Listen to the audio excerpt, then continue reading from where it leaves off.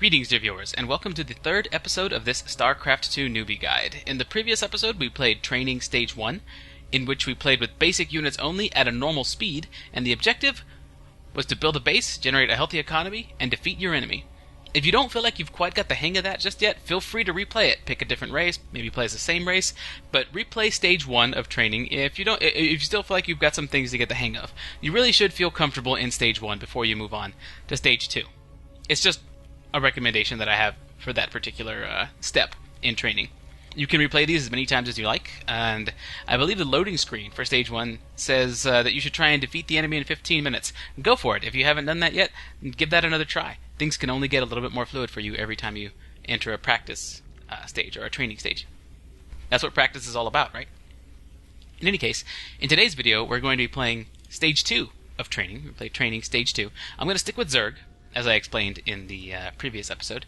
In Stage 2, we unlock advanced ground units, and we're playing at a fast speed. Now, it's key to note that this speed still isn't the fastest speed, and it's not the speed at which multiplayer games are actually played. That speed is actually called faster speed, which unlocks at Stage 3 in Training, so you're actually playing at by that point at the proper speed for multiplayer games. The speed names in this game are actually kind of strange. Like, why would you call normal speed normal if it's not the normal speed of a multiplayer game? And then you've got fast speed, which is faster than normal, but still not fast compared to a Starcraft multiplayer game. And then you've got Stage 3 with faster speed, which is actually the fastest speed. So yeah, the speed names are a little strange, but for clarity's sake, normal, I think, is actually the slowest. Fast is somewhere in between, and faster is fastest as far as multiplayer games are concerned, and multiplayer games are played on faster. In any case, we're going to be playing Stage 2 today, so we're not too worried about that in particular, but note that things are going to be a little bit faster than they were previously because we're playing on fast speed. Alright, so in this stage, the objective is to master production abilities and upgrade your forces to overwhelm your foes. Things get a little bit more complex here, as they should, because you're going on to Stage 2. So if you haven't fully grasped Stage 1 yet, it's a good idea to replay it. In any case, let's go ahead and jump in. Stage 2. And there's some concepts that I want to try and cover here. I myself, I'm going to be picking up the pace a little bit. I'm going to be playing at a little bit of a faster pace. In the previous video, I clicked most things with the mouse. I went at a pretty slow speed. I tried to explain things very clearly. In here, in Stage 2, I'm going to pick things up as a player a little bit and make some use of hotkeys a little bit more, making some use of control groups, which is something we covered in the previous video, a little bit more, especially when it comes to my hatcheries and things like that, and rally points and things. Things are going to pick up a little bit in this stage, so be ready for that. So, Stage 2. Focus on the following as you continue your training. Use your race's abilities to improve your economy. Scout the enemy to determine its strength. Upgrade your units with powerful new abilities. Research weapon and armor upgrades. You can now create advanced ground units. Try to build your army and defeat your enemy in less than 13 minutes. So 2 minutes off from the previous stage. So, you know, the objective, that's just a personal goal. You don't have to do that one, but as a personal goal, you may try and beat this even in like less than 10 or 11 if you wanted to give that a shot. Alright, here we go.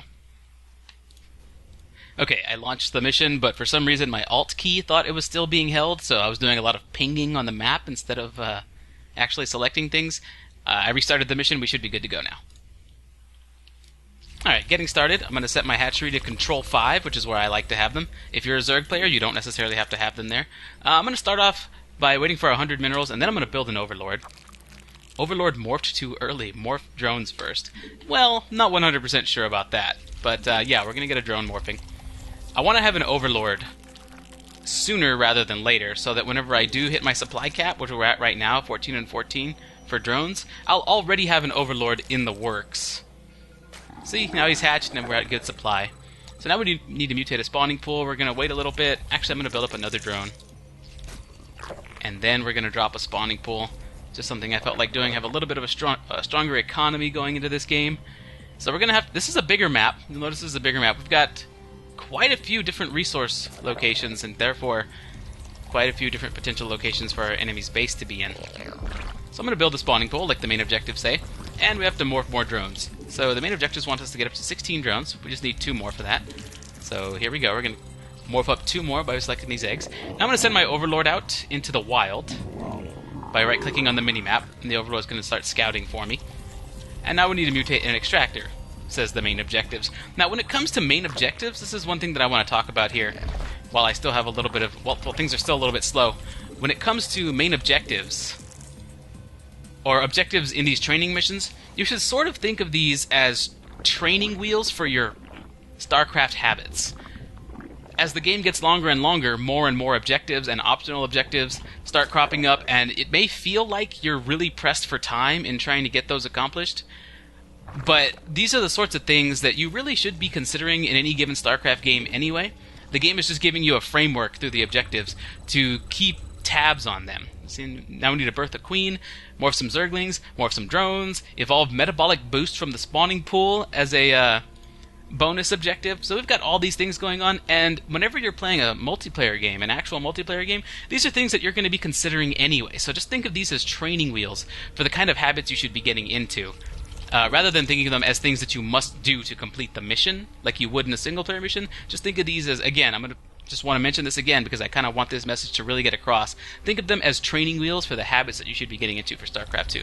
In any case, that was a good way for me to buy time for the 100 gas that we need for this metabolic boost for our bonus objective. I'm going to go ahead and pick that up. This is one of my favorite objectives, or this is a preferred upgrade for me when it comes to Zerg. Now let's get some, let's get a queen out. Let's get a couple drones and an Overlord building. And we're going to get this Overlord and send him over here on the minimap. You'll notice where I'm pointing. I just pinged right there by holding Alt and clicking. We're going to get the Overlord moving in that direction. And because we've got so many minerals, we will get another hatchery out to produce more larvae. We've got a queen birthing, so that we'll be able to produce even more larvae with her spawn larva ability.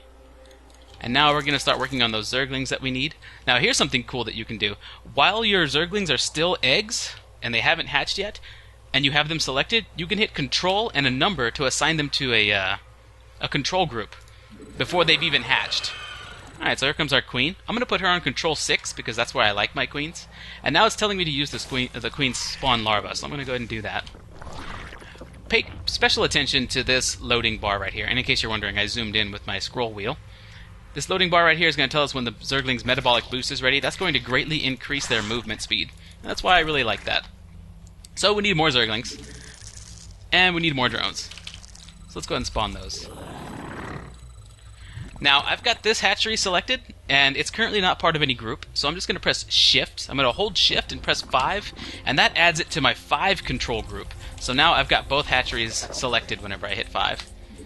I'm going to right-click the mineral patch with both of them selected, and that's going to make it so that any drones that hatch are going to go straight to the minerals. And then I'm going to right-click over by the ground, and that's going to set so that any military units rally to this location. Alright, so now it's time to spawn more larvae. Select my Zerglings either by double-clicking or holding Control. For example, if I have this spawning pool selected and I hold Control and click on a Zergling, it selects all Zerglings on the screen. And as we discussed in the previous episode, double-clicking a Zergling will also select all Zerglings or any other type of unit that are on the screen. I'm going to hit Control 2 to make sure that these are my control group. And now we've got a lot of things going on right now, so let's make a whole bunch of drones. Oh, looks like we have a Terran opponent who's just come to scout me. Now look how quick these Zerglings move because of that metabolic boost upgrade we've got. Alright, so now, like I said earlier, we're going to pick up the pace. I'm going to build a Roach Warren. It says to mutate another hatchery at another resource location. So we're going to find our first expansion. Actually, this is the best spot for it. And we're going to expand here.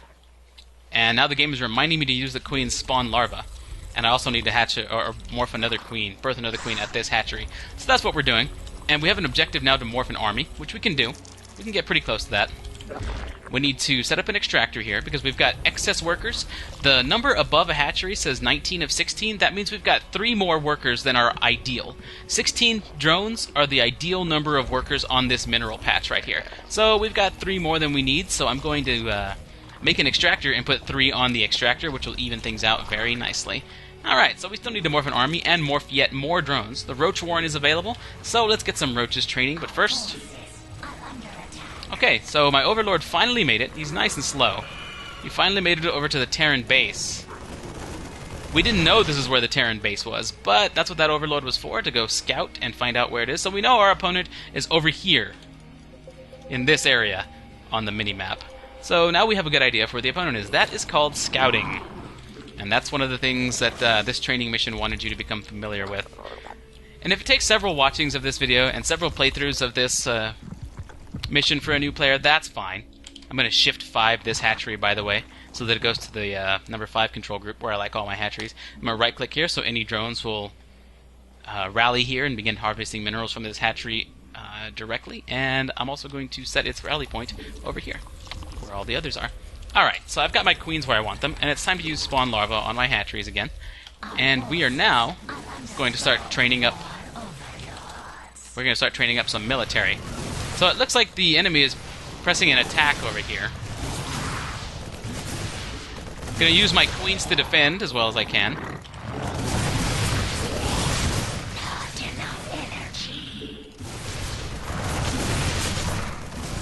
Trying to buy time for my roaches to hatch. Alright, my roaches just hatched. And now we're going to destroy these marauders and marines. And thankfully we were able to save our queens through good micromanagement. And that is making sure to control units effectively in battle. The actual term for that you'll hear used in the Starcraft community is micro. The ability to control your units individually in combat. And that's a skill that you learn over time. That's not something you're going to be good at right away, but it's something I needed to use. Now, note, I probably would not have been in that much trouble.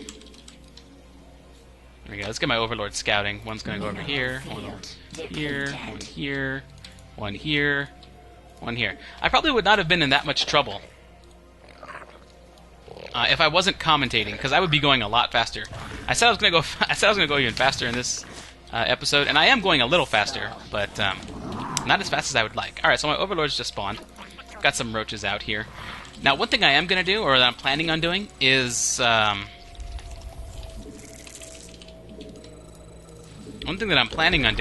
making little side videos called concept videos that cover some of the concepts of StarCraft that I'm only able to gloss over in these.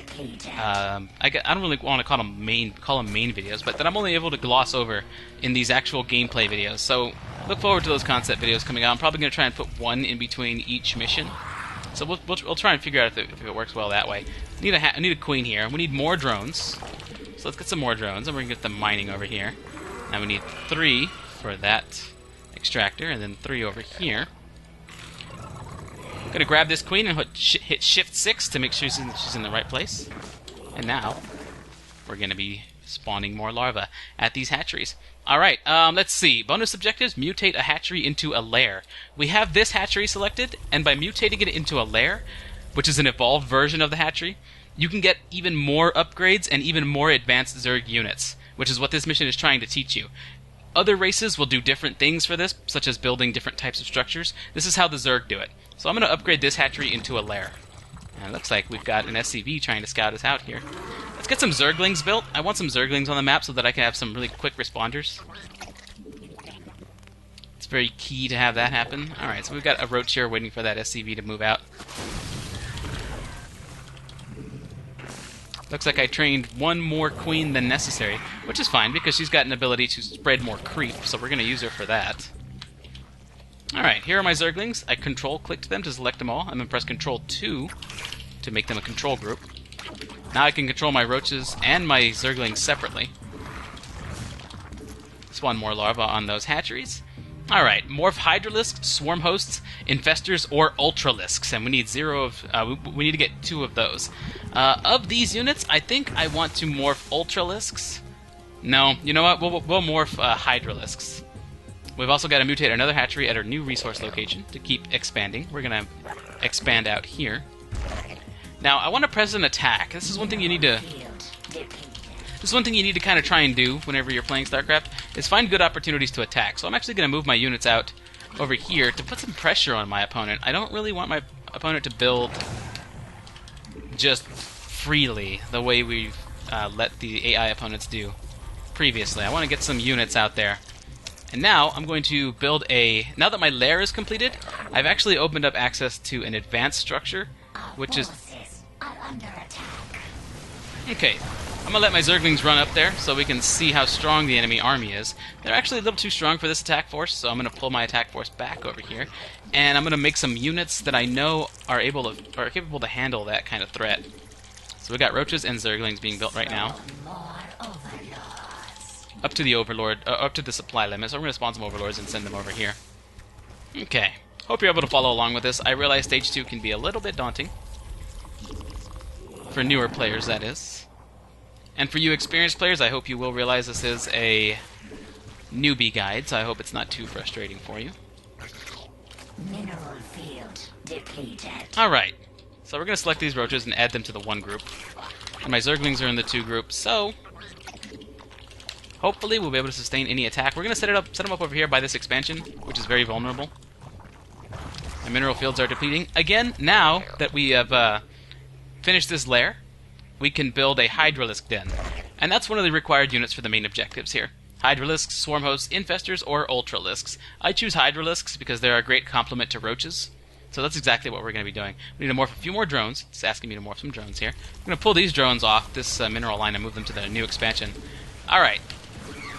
So here comes the Terran Attack force. We're actually going to flank them a little here. I'm going to send my Zerglings out after these slow-moving units. I'm going to try and save some of my roaches if I can. Going to move them up the ramp. This roach has taken significant damage, as has this one. And now we got the Zerglings moving in to deal their damage. Okay, we had a little bit of trouble maneuvering units on the ramp there, but that's really not that big of an issue. As we've learned, we need to birth a queen for each hatchery, so we're going to get a queen moving out here. And let's get some drones going to begin harvesting out here. Going to get a couple of them to morph into extractors so that we have that ready for us. And we've got a healthy base mining very lucratively in this location. So let's get some larvae spawning, because that's what Zerg do. They just spawn that larva so they can make huge armies. Let's get some overlords ready, just for later. And we still got the Morphin Army objective here. Our Hydralisk Den just finished. One of the upgrades that are available are muscular augments, which increase Hydralisk movement speed while off creep by 25%, and it also increases their attack range by 1. So I'm going to begin upgrading this. Again, Stage 2 is trying to teach you how to upgrade and build more advanced units. That's exactly what we're doing. We're going to hit muscular augments. And now I'm going to select my larva and make a ton of Hydralisks here. There we go. Now with all of them selected as eggs, I'm going to hit Control 3, and they will now be my 3rd control group. I'm going to move them out in this location. And we're going to keep spreading creep here, too. That's one of the abilities that the queen has. Along with spawning larvae, a queen that doesn't have a hatchery is perfectly fine moving around, hitting this spawn creep tuner ability. And that drops these little creep-spreading units here, which enemies can't see. Other players can't see these unless they detect cloaked units somehow, or burrowed units somehow. But on our screen, they're perfectly visible since they're spreading creep for us. Alright, but creep tumors, once they've spawned, can also continue to spread. Like, you can select an individual one and move it out here. Select this one, move it out here. Select this one and move it out here. That will spread creep. And the more creep tumors you have in one location, the faster that creep spreads. So the queen can come place yet another one out here. And the important thing about creep, we can actually illustrate this with Zerglings very well. The important thing about creep is Zerg units have advantages on creep. Notice how much faster they move once they hit the creep as opposed to when they're not on it. There's that zoom going. Now watch how slowly they move once they get off the creep. May not be very noticeable with Zerglings, actually. But the Hydralisks, you can definitely see a speed increase with Hydralisks. Zerglings are fast anywhere. They're faster on creep, but they're fast anywhere. Alright, so now we're going to train up some more roaches, some more Hydralisks, and some more Zerglings. And of course, go about spreading more of this. More larvae, I mean. Go about spawning more larvae, not spreading larvae. We're not really spreading larvae, are we? Alright, so now we're going to move out. We've got an army, and now we've got to defeat the enemy.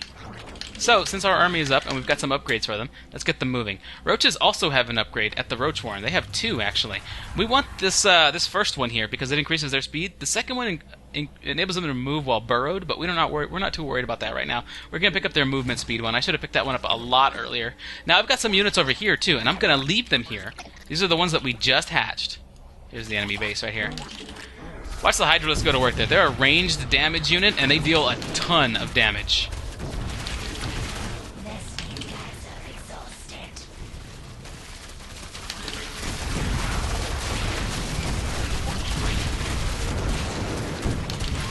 Alright, so we're taking out a Terran expansion here.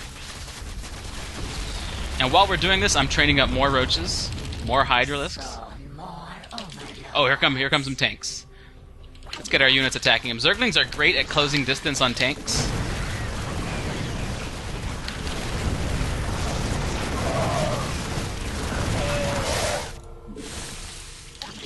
I just moved my overlords over there once they spawned, just to have them out on the map. Return idle drones to work. 3 workers are idle. So, 3 of my drones have somehow stopped working, and that's probably because the mineral patches at my base have been mined out. Let's go check.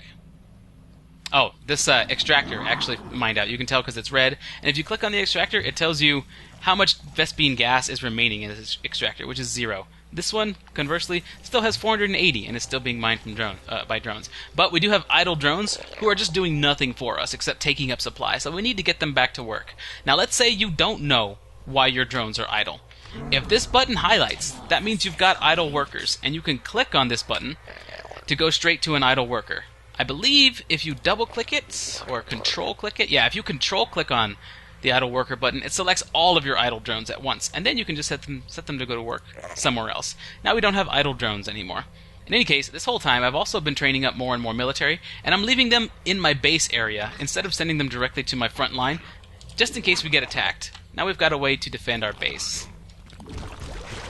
Mineral field depleted. And we're still spreading creep. Ideally, you want to connect all of your expansions with creep if you're a Zerg player, so that your units can get around quickly. Now, it's time to make an attack on the Terran's main base here. Looks like we've got one more expansion to go through. Maybe. We'll see. Now, one thing to note that I'm doing right here is I am actually using the move command to get all of my units up the ramp first. Otherwise, they would get clogged up here while the roaches fired, and my units would not be able to get up. So even though I was taking fire from the tanks, which are right here, I move commanded my units, which makes them move without defending themselves or without attacking any enemies they locate, just to get them in a good position so that they can get this nice concave that they got going here, so that they can spread out their damage and do as much damage as possible, get as much of them firing at once as possible. Now, we're out of Zerglings. Zerglings are great for reinforcing a front line, so we're going to select our larva with 5 and Z. And now we're going to hit Control 2 to get them over here. Or we're going to hit Control 2 to put them on a control group. And then we're going to right-click here so that whenever they spawn, they'll run directly to this location.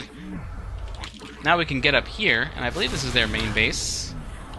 Or their expansion. We may have just taken out their main base, actually. Yeah, we just did.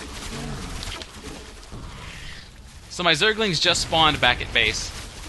And you can see on the minimap how quickly they're moving. Look at that over there down in the lower left. That's the stream of Zerglings that just hatched at our base, and they're already halfway here. In fact, I can press 2 twice to select them. Oh, look! They got an SCV moving. Let's follow him. Well, player 2 wishes to surrender. Do you wish to accept? I'm just going to go ahead and hit yes. Looks like he tried to expand over here again or something. I don't know, where is this SCV going? I'm curious now. Oh, he's trying to expand. That's right. Anyway, I'm going to hit yes because this player is trying to GG, so I'll say GG right back. And there is the victory screen. So, Stage 2 probably looks kind of hectic, right? I sped up my play. The game itself is actually moving a little bit faster. The AI opponent was making some bigger attacks than before, and there's really just a lot going on. You can tell with the main objectives and the bonus objectives. So really, if you're a new player, Stage 2 may very well be kind of challenging for you. If that's the case, go back. If it's too challenging, go back and replay Stage 1 until you're comfortable with it, and then come back and play Stage 2, and then keep playing Stage 2 until you're comfortable with the pace and the flow, and what you're doing with the race that you have selected. Score screen.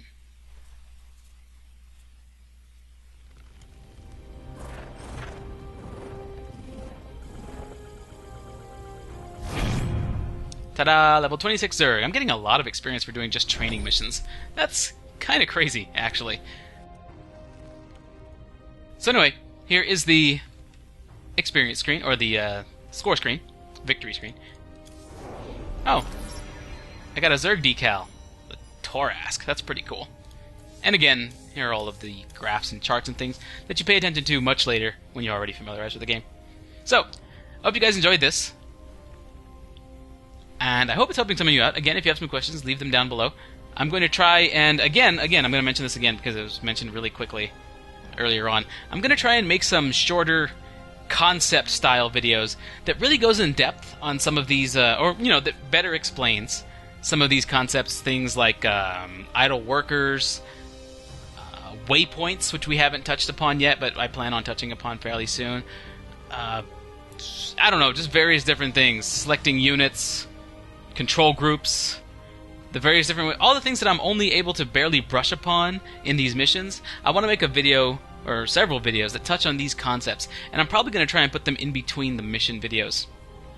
So, that's something that I have planned. So if you have a question, I can cover those in those concept videos. That way I don't have to worry about using up a lot of time in these training missions, and therefore not really playing effectively, because I want to try and get across what's going on as well as play effectively in these videos. Alright, so for the next video, in Stage 3, we're going to be playing at the faster speed, which again is the fastest speed and the speed that multiplayer is actually played at, and we're going to have all available multiplayer units to us. Again, I myself, I'm going to pick up the pace as a player and play this faster, and the game is going to be moving faster, the AI is going to be moving faster, so it's going to be even more of a challenge than Stage 2 was. So make sure, if you're new, to play Stage 2 a few times and really get the hang of it before we move on to Stage 3. Alright, in any case, hope you guys enjoyed this. Thanks a lot for watching, and I'll see you next time.